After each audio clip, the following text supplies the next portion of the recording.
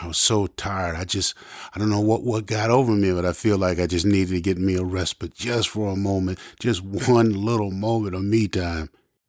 At this point, I had been in the Army almost 10 years. Professional soldier.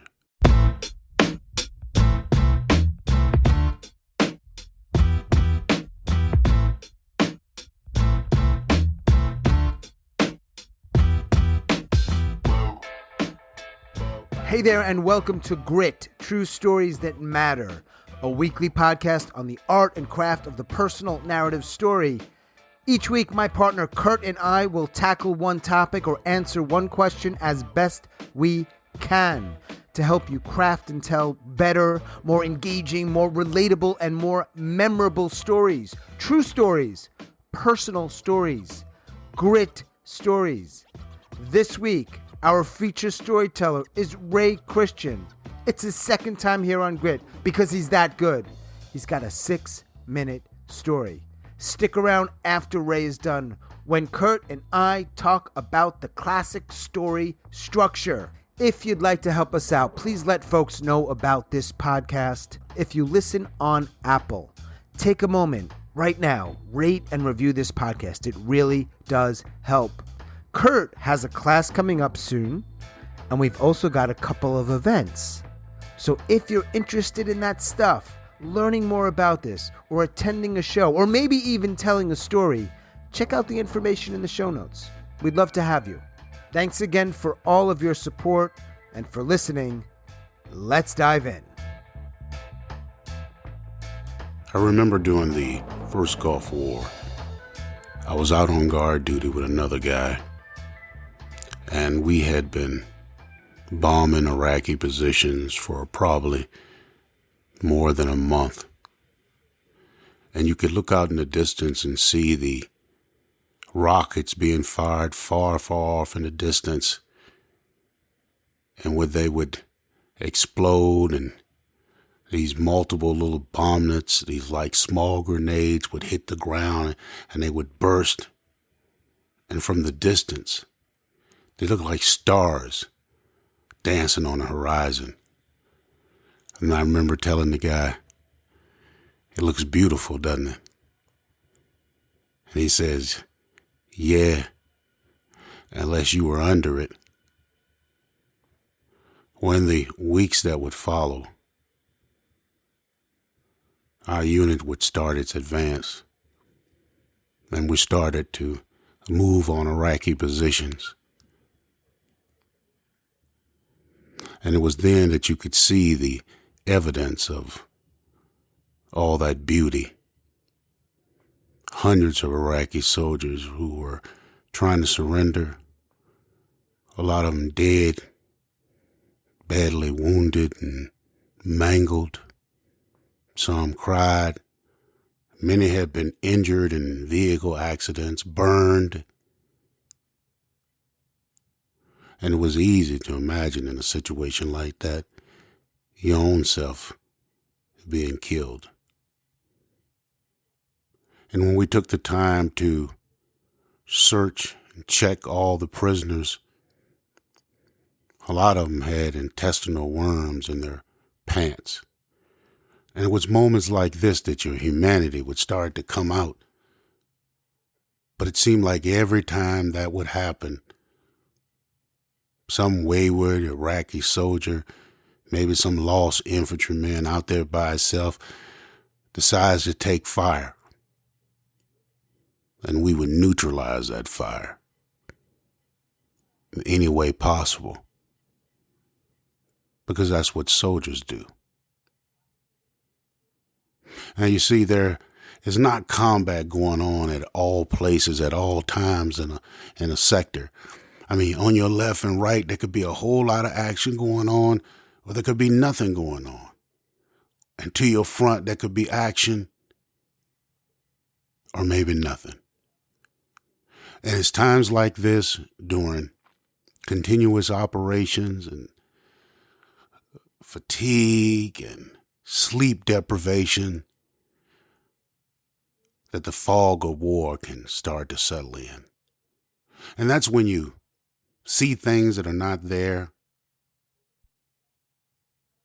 You don't notice things that are. You walk a few feet too far and you get killed. You bend over in just the right time and you don't. Your vehicle moves 200 meters too close and it blows up. And you get irresponsible and reckless and careless. Well, it was in a moment like this. I was so tired. I don't know what got over me, but I feel like I just needed to get me a respite just for a moment, just one little moment of me time. At this point, I had been in the Army almost 10 years. Professional soldier. But I set my weapon down and I walked out into the desert to relieve myself. Just my moment. And I walked out a few meters and started to do so. And all of a sudden I noticed in front of me the ground was starting to move around and shake a little bit. And I thought I knew what it was, and I stepped back, but before I could do anything else, 3 Iraqi soldiers popped out of this hole. They had this burlap over top of them, and it had sand over it, and I didn't notice it, and they had to drop on me, and I'm thinking, I'm going to die like this?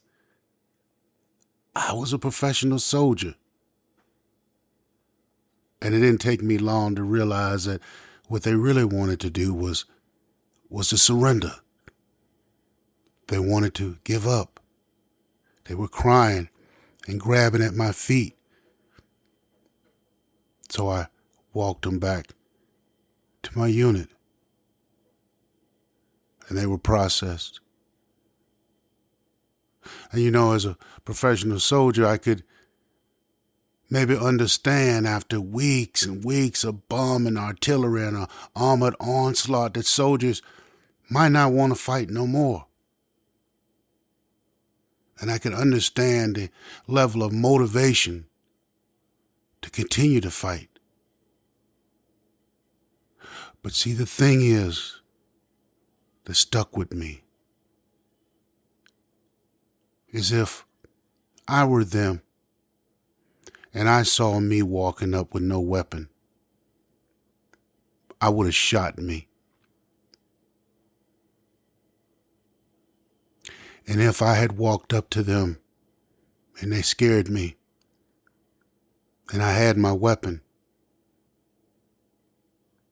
I would have killed them. Because that's what soldiers do.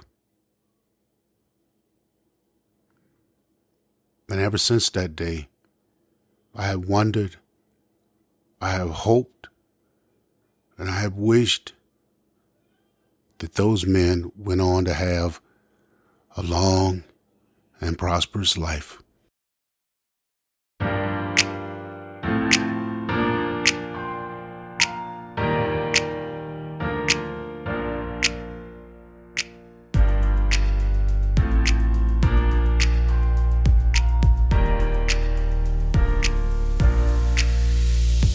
Kurt, there's something about this story that I hear from Ray. We've had Ray on before. That has a feeling of, what's the word? Sort of classic. I think what you're saying is like, what's underneath this story? Like, what's the sort of, there's some sort of structure going on. Yeah. You can kind of feel it. And it makes sense if you can out there feel that there's something undergirding what Ray is so calmly sort of laying out for us, right? It's like kind of a classic setup in storytelling where Ray tells us he's like home base in Iraq. He's with the other U.S. soldiers. And, he's talked about fog of war, how you're not always making the right decision. But the storytelling part is, I went out, I left home base, I walked away from home base. In storytelling, there's oftentimes a journey, a trip. You leave like what's comfortable. And it might be because you were asked to leave, because you were incited, you needed something, so you had to go out in the world to get something, or you might have floated away from home. It just happens, and then something happens. So Ray goes out in the desert, take a leak. He's like, look, I wasn't thinking, didn't bring my gun. And in a classic story setup, he bumps into a few people. It happens to be nearly deadly for him, but in a story, like you might meet up with some people and usually it's consequential. And in this case, he goes through, I could have killed them, they could have killed me. What Ray does is he ends up walking them, even though he doesn't have a gun. They've surrendered. He walks them back to home base. So when Ray comes back to home base, he comes back with something. That's storytelling. You go out into the world, and if you return, you come back with something. It might be riches. It might be that a new wife, or it might be wisdom. And in this case, it's a kind of wisdom. And so Ray tells a story that has like two distinct sides. One is that's what soldiers do. And the other side is, well, we got lucky. We didn't kill each other. I hope they go on to have a long, prosperous life. And that, I think the wisdom, not to overtalk this, Sean, but I think the wisdom is understanding that you won't always be at war. If we survive this thing, we're only enemies in this context, but we're human beings, when we're not at war, when we're not soldiers, when we don't have to do that thing that soldiers do. And I wish them well. So what happens if Ray goes and leaves his post to relieve himself, and he relieves himself, and then he comes back to his post? That's not a story, is it? That's not a story. Good question. Right? No tension there. You can argue it's a story, particularly given we use that word so broadly or loosely, right? Story. It's okay. Something happened. You can say there's a beginning, middle, end. But right, that probably wouldn't qualify, certainly for the types of stories we want, and really for any, because nothing really happens. That's good. I remember a writing teacher in college saying he hated Edgar Allan Poe, or one of his stories, The Fall of House of Usher, because, God damn it, nothing actually happens in the story. Yeah. So you can relate that to your own life if you want to tell the story about going to the supermarket and buying avocados, and then you bought them, and then you came home and cooked dinner and included the avocados in the salad. Yep. And then ate dinner, and it was, as you expected it was going to be. It was better than average. And then next week you're going to plan to go back to the same supermarket and buy those avocados and have another equally delicious dinner. Yeah. That's not a story. And here's the mean part. We don't care. Is that fair? Around the fireplace, around the bar with your friends. Sure. I'd love to hear about Mary. I love Janice, Hal. That's cool. I want to hear about these little slices of your life. I do. Mm-hmm. But this is often what we're talking about is for people who are going to be performing, right? Or on some level to a public that doesn't know them. Avocado ain't going to cut it. You need some change. The thing you just described, what you just described about Ray going into the desert and coming back different, that's a different kind of thing going on there. Now, yeah, so someone might say, well, I didn't go to war, Sean. Yeah, okay, I get that. You didn't go to war, but you are living your life and you are venturing out into the world and making decisions and taking risks and wanting things and dealing with things and obstacles and trying. And all of those are all stories. That's my analogy. Yeah. You just put your finger on it. Stories are about problems. Yeah. But there's something about them having problems and tension and conflict and reconciliation or whatever you call it that make them stories and stories we want to hear. And the other stuff either aren't stories or just a really different kind of story that you have to just treat differently. And it's hard. Yeah. I mean, one theory, Sean, is like, if you tell me the story about the time you escaped your house when it was on fire, it's important for me to hear that. First of all, I'm happy that you escaped, but I'm also thinking in my mind, like, okay, so how do I prevent that from happening to me? Mm-hmm. So they're like, this theory is like stories are like flight simulators. Mm. So there's no risk to Kurt listening to Sean talk about his risk, but I benefit from it. So I'm going to pay attention. The whole important part of the storytelling is the person listening can care about it. You can tell the avocado story. It's such a different type of story. And I think there's more pressure on you. I don't know if that's the right word, pressure, to keep us in it because nothing's happening. And if nothing's happening, well, then why am I listening? Well, maybe there was a cute little anecdotal thing that happened while you were picking the avocados and someone said something and it makes me laugh. That's enough, right? You got to get them through the story, perhaps with humor, perhaps with something else. There's nothing holding it together. Yeah, but I like this conversation because you're basically pointing out like the good way to say to somebody who's working on a story, well, instead of saying, hey, this story's not working for me. In fact, I'm waiting for you to finish up because I'm bored. Mm-hmm. It's more like, okay, listen, understand, stories really are about problems. So there needs to be some conflict here. No conflict, no story. That's a really easy way into saying, actually, that avocado thing's not going to work. Makes me think, people, maybe their students or other people have said to you, like, I don't have a story. There was no problem. I'm going to keep going back to the avocado, right? Avocado, well, nothing happened. And then isn't that one of the reasons why you, as someone who's teaching this stuff, who had a showcase last night, by the way, which was very good. Your beginner students are no longer beginners. That's for shit sure. That's awesome. Isn't that why we often ask, what are you thinking? What are you feeling right there? Because, all right, nothing's happening with these damn avocados. They're just avocados. They're in the store. They cost what they cost, and there's plenty of them. And that's that. How are you feeling about it? Well, I'm pissed off that they aren't ripe. Okay, now maybe there's something. Maybe, right? There's a problem. Is it the same as Ray's problem? It's a fair thing to say no. The fact that you want the avocados to be ripe and they're not ripe versus the fog of war, that's a stretch. But dude, maybe there's something to work with about a little problem, a little tension, a little conflict. You want it one way, it's not that way. All right, take us on that little journey. See what happens there. Yeah. That's why we asked that question, right? Not the only reason. How you feeling right there? How you feeling about that? How you feeling about this thing? Because you're trying to get a little bit underneath. Yes. And then a couple minutes going on the same idea, you said there are some people who will say to you, I don't have any stories. And that's when like, you really do have to start asking questions, because my theory on that is that's just fear. And I would add, having people kick the shit out of you in life, telling you you're nothing. Oh. And you don't matter. Yeah. And no one cares about you or your stories. Oh. And your voice is not important.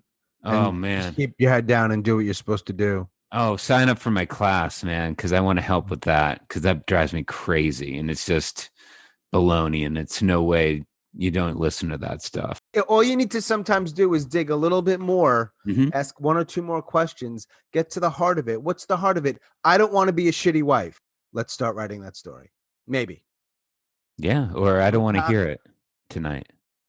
Sure. I'm doing the best I can. I know what I'm going to hear, and I'm dreading it. Tired of everyone expecting me to be perfect. Yeah. I'm done. That's an interesting story. See, that's a story. Yeah, and that goes back to my idea when people say, I don't have any stories. Everybody has stories. People who tell their stories, like the 5 that I had last night, they were brave enough to tell certain stories. You only have to ask why sometimes 1 or 2 more times, not 100, to get to a little closer to the heart. Right? It's not. We know it's not about what is it real. What's going on here? And I think sometimes the difference of getting there and not getting there, in part, is just someone's willingness to, or their awareness, but often it's the space they're in. Is this safe? Can I really share this thing that I don't really want to share? And so, as I was listening to your students last night in your showcase, it was clear, which is really cool. Like, oh, okay, they can share shit in this space that they feel okay about, and people aren't going to be like, well, that was stupid. Don't be a jerk. Why? Nah, you don't do that in that space. Someone's getting real with you. You just listen, and whatever guidelines you've set up for your class, that's how you deal. So the idea with Ray's story is he definitely goes on a trip there. He goes on a journey. Yeah. He goes out in the desert, and he comes back, and he brings something with him. Mm-hmm. He does an awesome job of sort of showing us, the whole time he's telling the story, I'm remembering where I was during the first Iraq War. Mm-hmm. I was in a much more safe place than he was. And I was thinking, oh, wow, he's talking about charred bodies and neutralizing fire. This is real experience. This is gritty. I really appreciate that he's bringing this to life, because one reason I like to go to stories is just to be aware of lots of stuff that I haven't experienced firsthand. So I was really getting into that, and he does that for most of the story. And then he flips it. He doesn't say anything like that's wrong. He says, and I also like that he doesn't back down. He says, that's what soldiers do. He doesn't say we neutralize that fire and I've lived with regret ever since. He's saying that's my role in war. I'm a soldier. We neutralize fire. That's what soldiers do. As I listen to more stories, what I'm noticing is there's a kind of self-questioning that's healthy. Yeah. But I also like when people are saying, look, this is the situation. This is what I chose to do. You don't want a lot of hand wringing and a lot of like apologies all the time. It's okay to check yourself and say, hey, look, was I a good husband, to smash the dishes in the kitchen? Absolutely not. I hope to never do it again. People get into this space of explaining, and I don't know if the word's editorializing. I don't know if that's the right word. What happened? Now, it's more than that, though, right? Because we ask, well, it's not just about what happened. How did you feel? And once you start opening up that question, they might get into the stuff that you don't like. The very stuff that you said, I don't want you to be doing that. Not you per se, but somebody with like apologizing or qualifying. It's so interesting you just brought that up because I'm seeing that so often. I'm not sure, was it always there and my filter wasn't on, or it's just more? I mean, I'm talking about people who are beating up on themselves too. And there's only so much energy that I can put towards that some days, this whole self-flagellation. I don't find it to be very enlightening or entertaining. I think it needs to be done because it's human. It happens in our lives, but I don't think that you need to spend a minute on it. And we get it. We all do it. So you can do it in shorthand too. Do you mean like when someone's saying, look, I was addicted to drugs. I robbed a bank. I'm not going to go on for 2.5 minutes telling you, I was so wrong to ever try heroin. I sometimes feel like people are talking about, like, this doesn't even sound like your voice. This is like your third therapist's voice that you happen to connect with. And now that's like your new thing about life and you figured it all out. It's like, that's cool, but it just doesn't always really feel like legit or authentic or even that it matters. I don't know. We need, no, you do know in one episode that we need to do, and maybe this becomes it, is the infiltration in our regular talking, our regular language of therapy words. Yeah. Like one of my proudest moments as a teacher is a friend of mine was taking my class and she threw in a very excellent story at the end. She calls somebody a narcissist and an alcoholic. I'm like, is there another way to describe this guy? Yeah. He's a guy who owns a bar and probably shouldn't. He's a guy who makes all his decisions after he drinks a fifth. He's a guy who's all about him, not you. He can't take care of anything. Okay, got it. Parts of that guy is in me. We can't take care of it. We get it. We're all humans. We're all sort of connected, but we get disconnected when we get these therapy words in there, like narcissism and, alcoholism. Like, but isn't it kind of cool that you give enough to your audience so that they might be thinking, oh, he's like my uncle, the narcissistic fuck. You're giving them enough so that they can put that together. If they want to throw those labels out there, let them play. Some will do that, some won't. It's really balancing because you got to give them something. Yeah. So but you don't want to give them certain things, and it's tricky. But like, I may call Harry an alcoholic, or I might say, look, most people in my neighborhood know that Harry stops at the liquor store right when it opens at 9 a.m. to grab something on his way to work. You give the audience the opportunity to go, wait, 9 a.m. That's not normal. Probably an alcoholic. Yeah, and they can do that. Let them do that. That's what we're doing as we're listening to stories. We're making our judgments anyway, and it's sort of satisfying. Oh, wait, what's he? Oh, okay. And then they get to do that. But if you tell them there's no click, you're just telling them how to think about Harry. So if you just kind of paint the picture real quick and they're like, oh, that's not normal. There's something sort of engaging about that. It's interesting, though, that because it's kind of I don't know if it's a higher level. It's not easy to do. You look at Ray's story. He's not really telling you much about the desert. And, he's got, I guess, a little bit of the benefit of we have images we remember from television in the early 90s. But, so you can remember what it looks like. He doesn't say much, but I'm pretty sure we're imagining something. He's at a post. He walks away. What it looks like a little like you're imagining. That's what we do, right? We imagine what it looks like. That's what most of us are doing. We're hearing the words. We're putting the picture together. But I don't remember him spending much time on that. We just do it. Like who's listening to that, not imagining Ray walking into a desert? They're not thinking of a rainforest. Yeah. And they probably start to put the pictures together. What do those three guys look like? I think Ray knows better. He knows that no matter what he says, we're going to come up with our own pictures. So he might as well be spare and let us come up with our own pictures, not bog us down. Right. So in my picture, it's pure black, and there are three guys under some kind of drop cloth coverage. Yeah. And the ground starts moving because they're like, shit, here comes a guy. We want to give ourselves up. But their faces can look how you imagine them. He's not going to spend all kinds of time on that. He's not going to waste time. I think it's cool. He boils stuff down. Yeah, I mean, this is his second story with us, and his first story was similar in that respect. He doesn't spend a massive amount of time. He takes his time when he delivers a story. He's in control.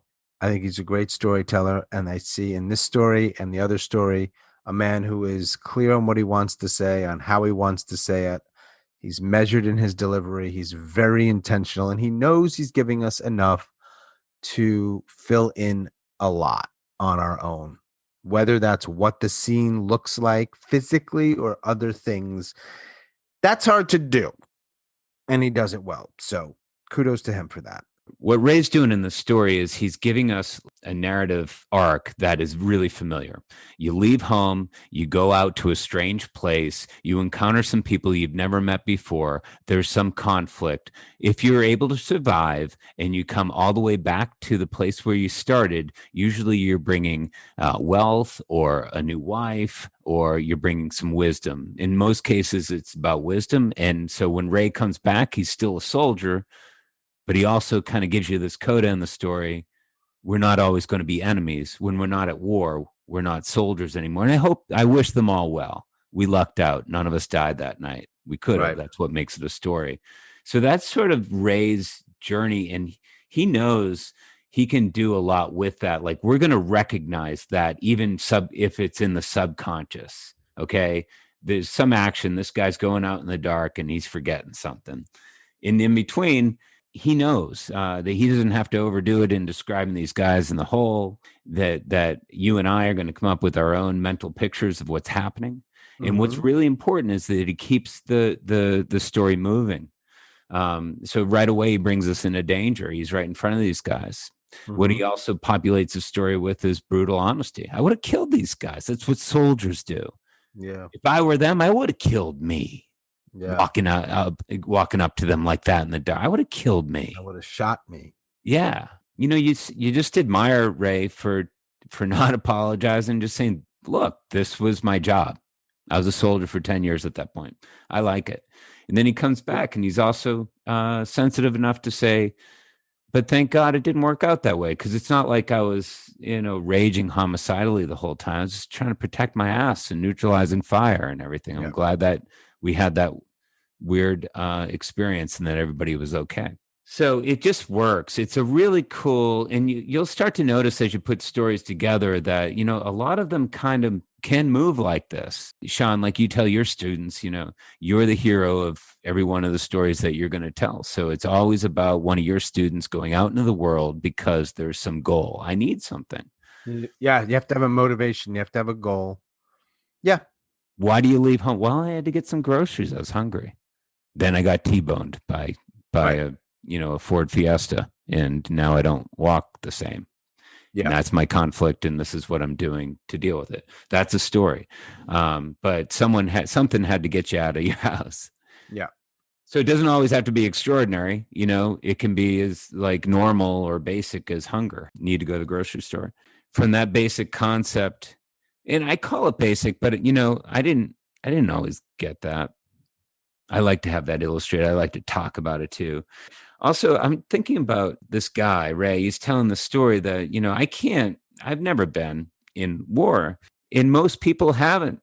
Thankfully, most people haven't had to be professional soldiers, but or in danger like this. But the fact remains that stories beget stories. Okay. So while I'm sitting there, I'm like, Kurt, don't do that. Don't go there. This guy's talking about fucking life and death. Mm-hmm. Don't go there, Kurt. Don't compare it to some trifling little thing in your everyday life. But you know what?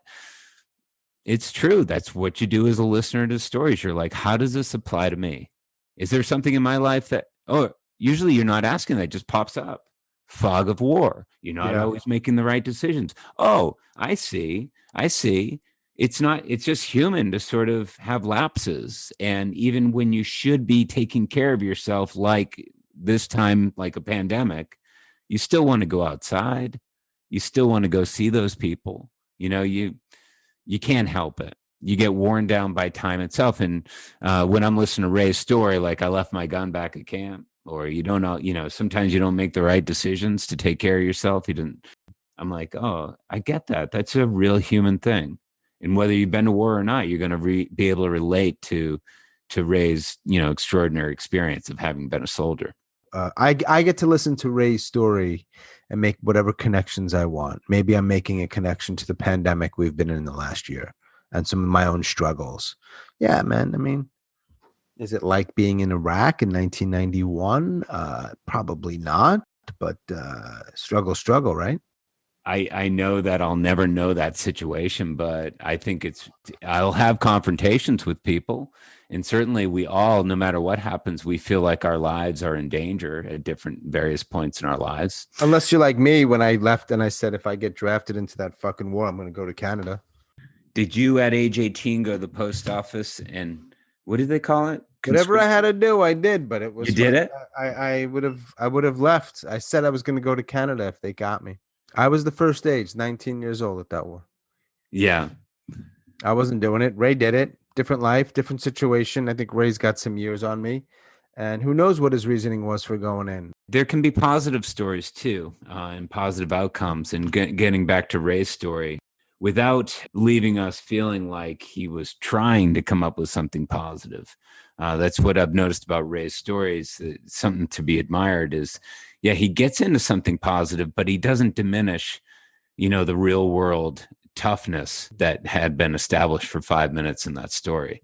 He doesn't tie it up in a bow. So I think we like, Sean, I think we like those kinds of stories that seek sort of realistic pictures. I think so. Yeah. Don't apologize. And remember, part of that's in his delivery. I mean, a lot of it's in the crafting, but he just says what he has to say. And that might sound silly, but it's true. He doesn't say, just tells us. Yeah. Because it's more than enough. You don't have to perform it so much sometimes. Yeah. I know we might give the exact opposite feedback to some people who are super flat and just like, but when you've taken the time to craft something well, man, you don't have to overdo it. Usually you have to pay some attention to it. You'll get better at it. But I'm telling you, man, this is kind of one example of, look, and we know he's a great writer and he's got that great voice. And I don't want to keep saying all these compliments because it gets boring on a podcast. But so, yeah, he makes it look easy. But I like what you say about how he doesn't have to overperform it. It's like what they would say about people who don't, like real tough people don't have to act tough. And maybe people who are secure in whatever they've got in their bank account don't have to be fancy about it and dress a certain way, So yeah, Ray's got that going on too. He doesn't really give you this impression that he really has a lot to prove. He just has had he's take the just out of that sentence. He has some experiences that he wants to talk about. He's a real storyteller. This is what happened. Yeah. I also like the maturity or the seasoning of just putting it out there without explanation. This is Ray's second story with us, and there's just something that happens when you press play and you hear his voice. It's, everything that we've said already. He knows what he's doing, but there's also a way that he just performs. So I have a friend who's driving her minivan the other day just to give the visual, and she played that podcast episode that we did with Ray when he told his first story. And she's got her little girl in the back of the minivan. Girl's like 10 years old, and here's the story. And when it's done and it's time for Kurt and Sean to talk, the girl goes, I want more. She just wanted to hear Ray's voice. Oh, she didn't want more of me or you. She was like, no, I don't want to hear those guys at all. Yeah, that's a good lesson for us. Yeah, and I mean, to be fair to you, this girl sees enough of me already, so understood. But really, to the point is, like, Ray just has a nice, mellifluous voice, Some people have that, some don't. So, yes, he has that. And maybe he's worked on bringing it out. But, yeah, it helps. Storytelling is without limit if you continue to study and to listen to other people. It was explained to me a long time ago about other types of writing. It's all about the choices you make. And so you can do different types of work, making different sorts of choices. And you should try different stuff. It just makes you more interesting to listen to. Try shit. Yeah, try different things.